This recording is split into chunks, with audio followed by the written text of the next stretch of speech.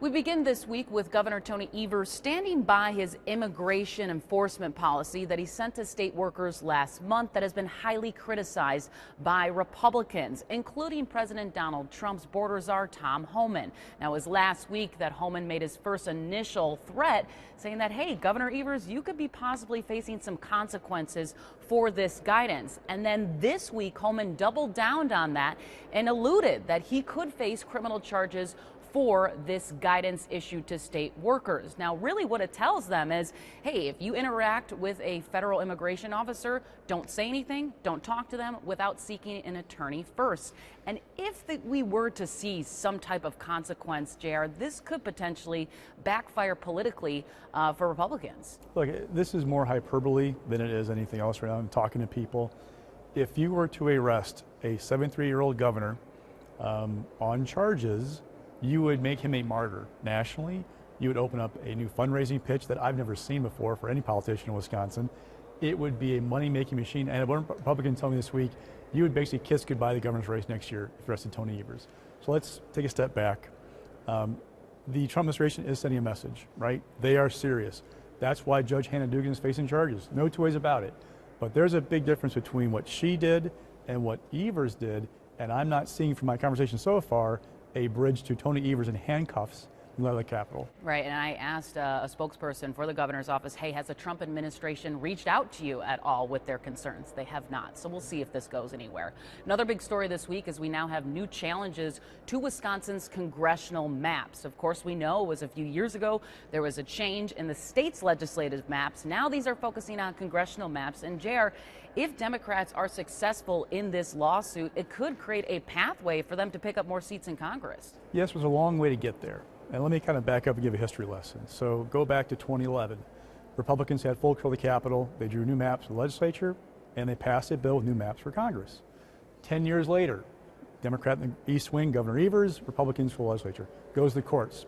The then state Supreme Court, conservative majority, said you must take a least change approach to these 2011 maps, the new ones submit to us. Okay? Fast forward 18 months. A liberal majority says, hey, that legislative map, unconstitutional. There are municipal islands, essentially, that is not kosher. And oh, by the way, that least change approach doesn't work anymore. 2024, challenge filed the congressional map saying, hey, if you drop least change in that decision, these congressional maps should go away as well. Now we have these two new challenges that basically argue three things. Number one, both argue least change is problematic. If it doesn't exist for the legislative map, it shouldn't exist for the congressional one. The problem is, the court already rejected that. The second issue being raised is malapportionment. You're supposed to have these districts be as equal as possible. That should be a difference of like one person. There's a difference of two people in some seats. Now, I'm not a lawyer, as I always say, but in talking to attorneys, they're not sure the court would throw out an entire map based on that, but we'll see. You know, it's why attorneys make good money making arguments like that. The third issue is a claim that this foundation from 2011 was a partisan gerrymander, the quintessential partisan gerrymander. The problem with that is there's a dispute over that.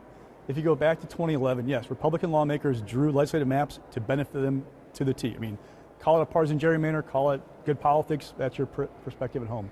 The congressional map, however, was drawn by the members of the delegation with their input. The chief of staff, Paul Ryan, drew the map, essentially. He asked for his delegation, what do you want? What are you interested in? Yes, one member, Sean Duffy at the time, said, I want to short my district. I just want a seat, and Dems have for 40 years. Some members said, I want to have a shorter commute when I go see my constituents. One member, Reed Ripple, said, hey, if we have to expand my district, I have property in Calumet County, I wouldn't mind adding it. It wasn't about politics. It was about kind of convenience and incumbency protection. So you'd have a high hurdle to prove this is a partisan gerrymander and overcome that burden with the court. All right, and let's move on to our last topic this week, which is the Joint Finance Committee, the legislature's powerful budget crafting committee. And this week they marched their first significant move, which was removing over 600 policy items from Governor Tony Evers' state budget. Things ranging from marijuana legislation, paid family leave, tax credits for child care providers and families, including a tax hike on the wealthiest earners. Now, as many people see these headlines, they might think, wow, that's a lot to take out of the state budget. But this is the same action that Republicans who control the Budget Committee make every 2 years ever since Governor was in office to strip down drastically of a state budget. And as I mentioned, it really will kick off hearings from the weeks to come as they massage and rework the budget to their liking. And I want to look at it a little bit. We're going to get new revenue forecasts from the Fiscal Bureau, the nonpartisan budget arm of the legislature, next week or two. That is key because on the surface, we have a lot of money.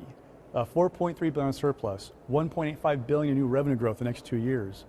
But you drill down, and there are some warning flags there. We had weak tax collections in March. The tariff stuff happening on nationally, internationally. There's some real questions about how that much money laying around. And then two, what the committee did was the governor wants to expand Medicaid through Affordable Care Act, cover more people with this federal program. If you don't do that, it costs more state dollars to cover those programs, which eats up your revenue, makes less money for schools and tax cuts and buildings. They got a lot of big decisions to make over the coming weeks. That will do it for this week. Thanks so much for joining us.